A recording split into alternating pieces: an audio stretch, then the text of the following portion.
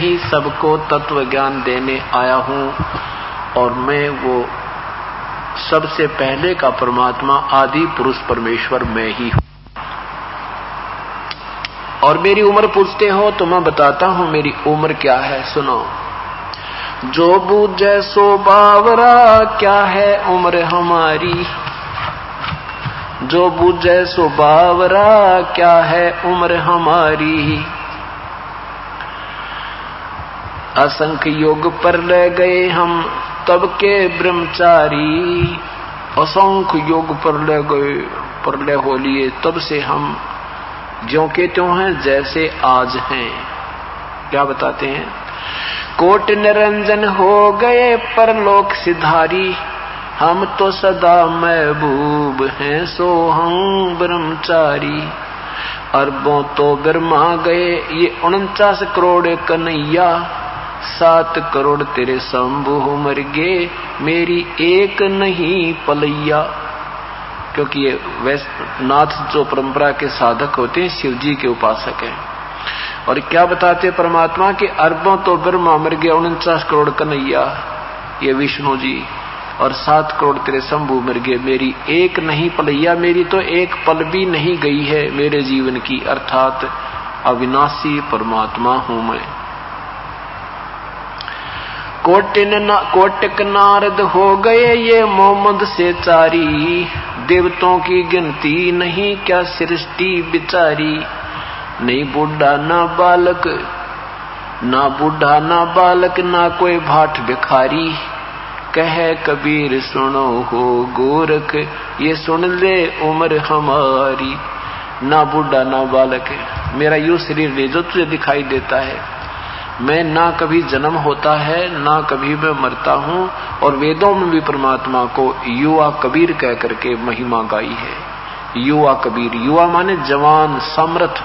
जैसे मनुष्य शरीर में जवान व्यक्ति सब कार्य मनुष्य लेवल के करने में समर्थ होता है, बालक और बूढ़ा सभी कार्य नहीं कर सकता। इसी प्रकार परमात्मा को समर्थता के आधार पर युवा कबीर की उपाधि दी गई है। अब गोरखनाथ जी ने सोचा यू छोटा सा बालक और बात घनी बनावे, ये ऐसे नहीं मानेगा। तो गोरखनाथ जी उस त्रिशूल के ऊपर बैठ के ऐसे सिद्धि से उठ कर नो का नो आलती पालथी मारे, आसन पद्म ला रखा था, और नो के नो उठ के और त्रिशूल के ऊपर विराजमान हो गए। और कबीर साहब से कहा कि यदि तूने गोरखनाथ से बात करनी है, चर्चा करनी है, तो मेरे इक्वलेंट बैठ के, मेरे बराबर बैठ कर बात कर। कबीर परमेश्वर ने कहा, नाथ जी आपका और हमारा केवल गोष्ठी करने का, विचार विमर्श करने का ही वायदा था, वचन था। ये ड्रामेबाजी तो बाजीगर दिखाया करें, ये संतों के काम नहीं। गोरखनाथ जी कहते हैं तुम्हारे पास बातें बातें हैं, यदि तुम्हारे पास कोई शक्ति भक्ति की है तो आओ मेरे बराबर बैठो, नहीं तो चर्चा करना व्यर्थ है, तुम हार गए। परमात्मा ने बहुत कुछ कहा पर वो नहीं माना। परमेश्वर कबीर देव ने क्या किया कि अपनी जेब में एक कुकड़ी डाल रखी थी। कुकड़ी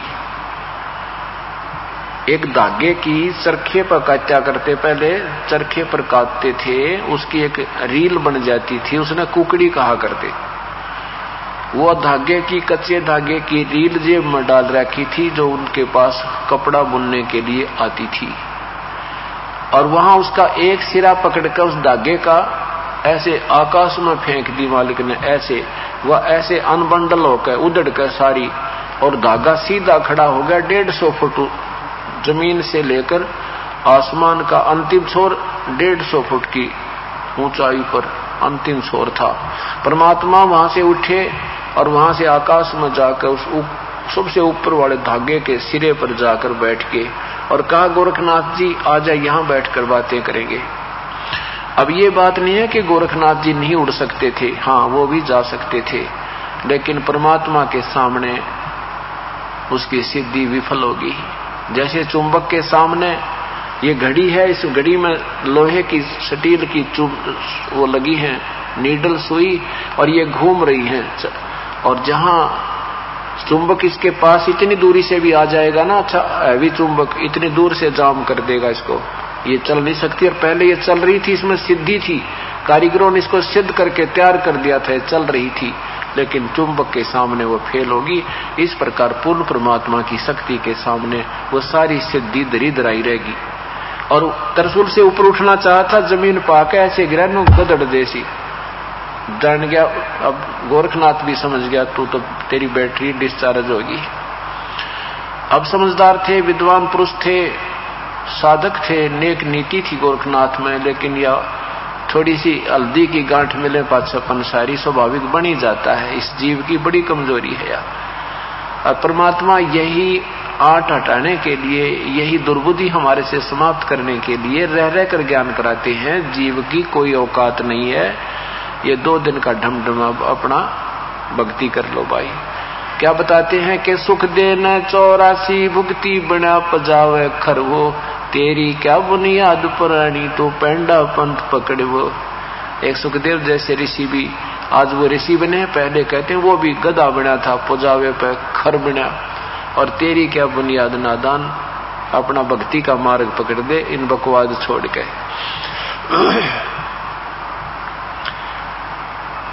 अब गोरखनाथ जी ने कहा कि प्रभु नीचे आ जाओ। समझदार था, जान गया।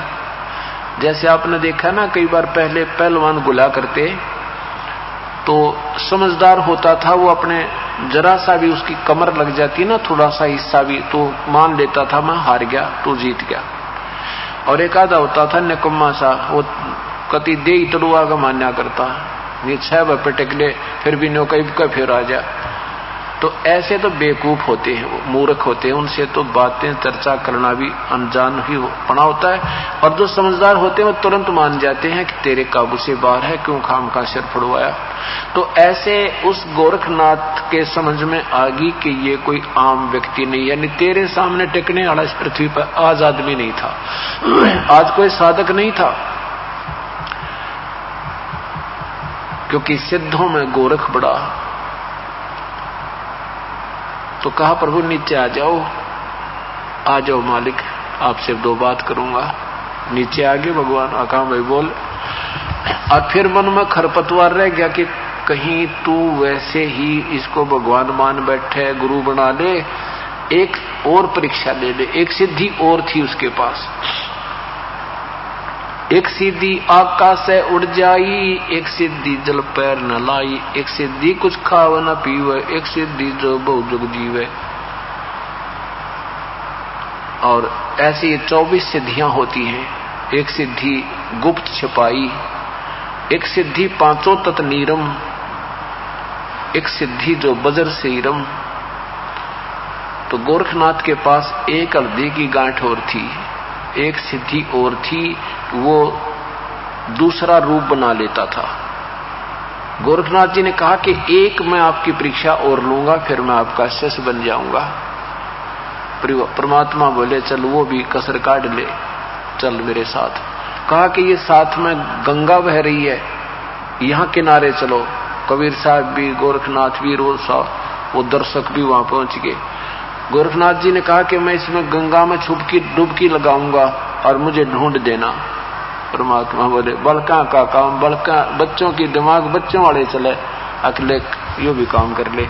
तो उसने ऐसे छलांग लगाई, डुबकी लगाई, तो मछली बन गई गोरखनाथ जी। परमात्मा ने वो पकड़ कर मछली और बाहर बैठा दी और गोरखनाथ बना दिए किनारे पर बैठा के। गोरखनाथ जी ने जान लिया भाई भी हो, अब कसर नहीं रही, क्योंकि वो केवल इन्हीं बातों से मानना था कि मुझे सिद्धि में हरा दे कोई, ज्ञान चर्चा तो पाछे सुनो। फिर तब परमात्मा ने उसको कहा गोरखनाथ ये साधना ठीक नहीं तेरी, ये तो तुम काल ने तुम्हें बैटरी चार्ज, तेरी प्रयत्न तेरी परिश्रम से तुझे चार्ज कर रखा है, ये डिस्चार्ज हो जाएगी। और ये तेरी आकाश में उड़ जाने वाली सिद्धि, ये गुप्त छुपन वाली सिद्धि, तो 2 दिन के ढमढमा भाई जैसे आपने देखा होगा चमास्यों में वर्षा के दिनों में चींटियां होती हैं, बिल से बाहर निकल आती हैं, उसमें कुछ पंखों वाली भी होती हैं, और वो पंखों वाली चींटियां उन दूसरी चींटियों की प्रधान होती हैं। वो उन्हें भगवान मानती हैं, ये तो आकाश में उड़ जाती है, पता नहीं कहां कहां चली जाती है। और वो क्या करती हैं, आजकल चमासों के दिनों में, वर्षा के दिनों में बल्लभ के चारों तरफ चक्कर लगाती हैं वो चींटी, पंखों वाली चींटी है। 2 घंटे में उनकी पंख टूट जाए, वो चींटी की चींटी हो जाती है। वो पंख टूट जाती हैं उनकी, और वो चींटी की चींटी रह जाती है जैसी थी। तो ऐसे ये सिद्धि प्राप्त कर आकाश में उड़ जाते हैं, जो दूसरी सिद्धि प्राप्त कर रहे हैं, ये कुछ दिनों में ये पंख टूट जाएंगे, ये जीव के जीव हो जाएंगे, अर्थात ये अपनी पुण्य कमाई समाप्त करके 84 लाख योनियों में चले जाएंगे। तब गोरखनाथ जी को समझाया, तुम कौन हो, कहां से आए हो, तुम मेरे बच्चे हो। तब गोरखनाथ जी ने पूछा, हे भगवान आप कौन हो, कहां से आए हो? तो क्या बताते हैं, अवधू अवगत से चल आए, कोई मेरा भेद मर्म ना पाया। मेरे विषय में ना तेरा ब्रह्मा जानता, ना विष्णुनाशी, मुझे बड़ी भूत समझे ये सारे। नो कही वैसे ही कोई सिद्ध साध होगा, किसी लोग तो आया होगा। इन ब्रह्मा विष्णु महेश्वर को एक ब्रह्मांड का भी ज्ञान नहीं पूरा, ये कौन कितना के आया है, ये सत्कर मान लेना, क्योंकि हम आध्यात्मिक ज्ञान से बिल्कुल अपरिचित हैं, हमें कोई ज्ञान नहीं है। ये तो परमात्मा आते हैं तब अपना विस्तार विस्तृत एक ज्ञान सुनाते हैं, तब ये जीव उस परमेश्वर पर आकर्षित होता है, इन औरों से मन हट जाता है। अवधू अवगत से चल आया, मेरा कोई भेद मर्म ना पाया। ना मेरा जन्म ना गर्भ बसेरा, बालक बन दिखलाया, काशी नगर जंगल में डेरा, काशी नगर वहां जल कमल पर डेरा, तहां जुलाहे न पाया। मात पिता मेरे कुछ ना ही, ना मेरे घर दासी, जुल्हे का सुत आन कहाया, यो जगत कर मेरी हासी। हे भगवान 5 तत्व का धड़ना मेरा, जानो ज्ञान अपारा, वो सत्य जो सत्य स्वरूपी नाम साहिब का, ओहे नाम हमारा। अदर दीप सतलोक गगन गुफा में, तानिज वस्तु सारा, तेरा ज्योत स्वरूपी अलख निरंजन, वो धरता ध्यान हमारा। हाड चाम लहोना मेरे, कोई जाने सतनाम उपासी, तारण तरण अभय पद दाता, मैं हूं कबीर अविनाशी। अब क्या बताते हैं कि न तो मेरी कोई माँ है और न ही मैं किसी माँ के गर्भ में, ना मेरा जन्म ना गर्भ बसेरा, मैं बालक बन दिखलाया, और काशी नगर जल कमल पर डेरा, मैं वहां जुलाहे न पाया। मात पिता मेरे कछु नाही, ना मेरे घर दासी, मेरी कोई पत्नी नहीं है, मैं ना कोई मेरा मात पिता है, और मैं इब्जुलाहे का पुत्र कहलाता हूं। दुनिया मेरा मजाक बना रही है, मुझे मेरा हंसी करती है, और ये समझ नहीं पाते नादान मुझे। कहते हैं सत स्वरूपी नाम साहिब का, सो है नाम हमारा, जो वास्तविक नाम है प्रभु का। कबीर देव वेदों में जिसका वर्णन है, वही मेरा वास्तविक नाम है। मैं वही नाम और वही परमात्मा आज आया हुआ हूं। अधर द्वीप, वहां गगन गुफा में, अधर द्वीप ऊपर के सतलोक में जो प्रवेश करते हैं, वहां एक भंवर गुफा है। तहां निज वस्तु सारा, तेरा ज्योत स्वरूपी अलक निरंजन, वो धरता ध्यान हमारा। जिसको तुम ज्योत स्वरूपी भगवान कहते हो, जो ब्रह्म जिसकी तुम साधना करते हो, ये तुम्हारा 21 ब्रह्मांड का मालिक भी मेरी पूजा करता है। गीता जी के अध्याय नंबर 18 के मंत्र नंबर 64 में कहा कि अर्जुन तुझे एक गुप्त से भी गुप्त भेद बताता हूं, कि वो परमात्मा जिसके विषय में 18वें अध्याय के 62वें श्लोक में कहा कि उसकी शरण में जा, उसकी कृपा से तू परम शांति और तत् उस सतलोक शाश्वत स्थान को प्राप्त होगा, वो मेरा भी पूज्य देव है। इष्ट में असी दृढ़म इति, यही मेरा भी पूज्य देव है, पक्कम पक्का, नो डाउट, मैं भी उसी की पूजा करता हूं। और यहां वही परमात्मा कहते हैं, तेरा ज्योत स्वरूपी अलख निरंजन दरता जान हमारा। इस बात को सुनकर गोरखनाथ जी बड़े प्रभावित हुए और परमात्मा से उपदेश लिया और अपना कल्याण करवाया। तो क्या बताते हैं, गोरखनाथ सिद्धि में भूला, सिद्धि में भूला, सब कुछ अपने आप को मान बैठा और टूने टामण हांडा फूल्या। टूने टामण मुर्दे तक को जीवित कर देना, सोने का पहाड़ का सोना बना देना, पूरे पहाड़ को सोने में परिवर्तित कर देना, इसको तो भक्ति मार्ग में कबीर परमेश्वर कहते टूने टामण भाई। ये तो लोग रिझावन की बातें हैं, ये भक्ति मार्ग नहीं, ये परमात्मा का वास्तविक तरीका नहीं है।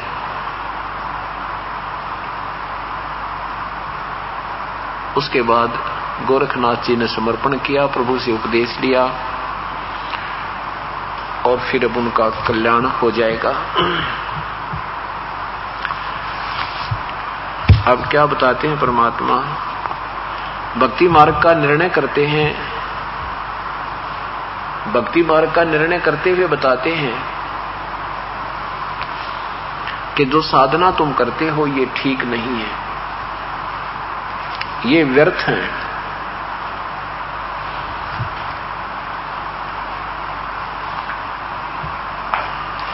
उनके विषय में कैसे ज्ञान देते हैं परमात्मा।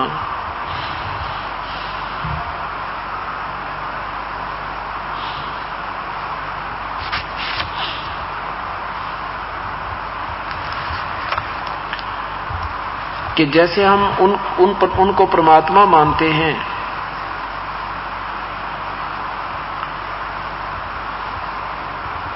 उनको पूर्ण संत मानते हैं, जो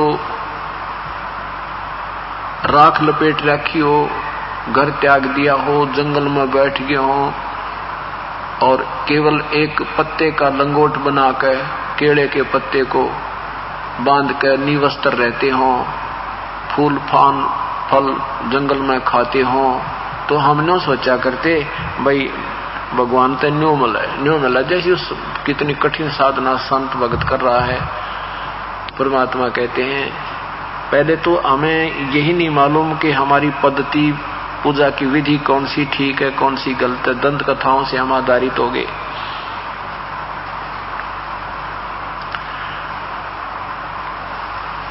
कि कई कहते हैं कि एक भक्त कह रहा था कि जी एक बार मैं उधर हरिद्वार में चला गया और वहां पर ना एक घने आदमी इकट्ठे हो रहे थे। वहां ऊपर ऋषिकेश की पहाड़ियों पर गोमुख की तरफ, वहां एक जंगल में एक साधु रहा करता,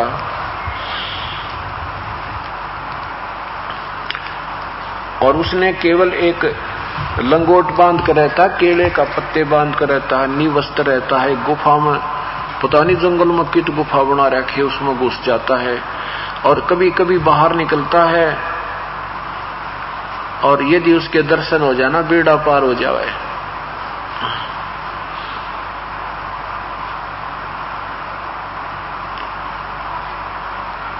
कहने लगे हम 3 दिन तक देखते रहे, नो सुबह भक्तियों से ले जाओ और नो देर से देख। एक दिन ना हमने देखा, बस हमने जब उसकी दृष्टि पड़ी तो वो हमें देखते ही वापस हो गया। उसकी मुंह ना देखा हमने महात्मा का, जब मुख देख लेते तो बेड़ा पार हो जाता। और फिर अंदर जाकर वो एक उसमें घुस गया, जो है घने जंगलों में चला गया। फिर तो हमने भागता ही दिखा। अब इसके विषय में आदरणीय गरीबदास साहिब जी बताते हैं, केले की कॉपी ने है जो फूल पान फल खाही, नरक का मुख ना देखते जो बस्ती निकट ना जाही। तुम उनको संत मानते हो कि केले की कोपी एक लंगोट बांध रखा हो और फूल पत्ते फल खाकर अपना जंगल में गुजारा करते हो, और आदमियां ने देख कर भाग जाते हैं, बिदकना माने कभी फड़क कर भाग जाते हैं। कहते हैं ये भक्ति के योग्य नहीं है। वो तो जंगल के रोज हैं, जो आदमियां तो डर कर भाग जा। वो भक्त संत कहाँ हुए जो मनुष्यों बिद के जाही।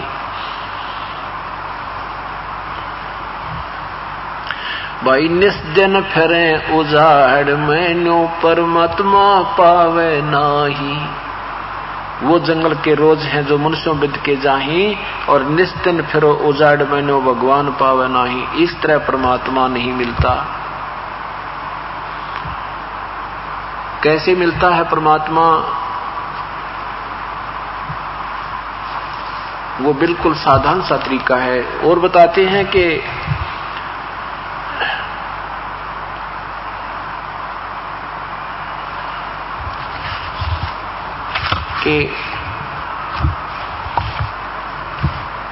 ऊंचे टीले पर बैठकर, आपने देखा होगा ड्रामेबाज आसपास किसी गांव में नगर के बाहर एक ऊंचा सा स्थान देखकर उस पर बैठ जाएंगे, और दूर से देखा भाई धूना ला रखा है, बाबा जी बैठा है, तपस्या कर रहा है।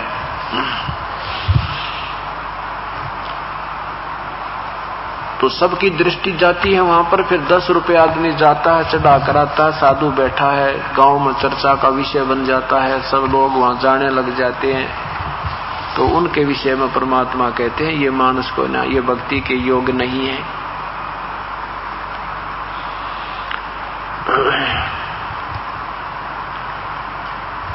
ये भक्ति नहीं कर रहे, ये ड्रामा कर रहे हैं। डंब करे डूंगर चढ़े ये अंदर जीनी झूल, जग जान बंदगी करे ये बोए सोल बबूल। दुनिया तक सोचे ये साधना कर रहे हैं, नहीं ये तो आगत में डले बो रहे हैं, कांटे बो रहे हैं। अपना शास्त्र विरुद्ध साधना करके ये साथ अपना जीवन व्यर्थ कर रहे हैं, और साथ में इन अनुयायियों को भी गुमराह कर रहे हैं, इनके ऊपर आकर्षित हो जाते हैं। तो क्या क्या बताते हैं परमात्मा कि जो शास्त्र विरुद्ध साधना है वो बेहदा कहते हैं। बेहदा मीन व्यर्थ, यूजलेस।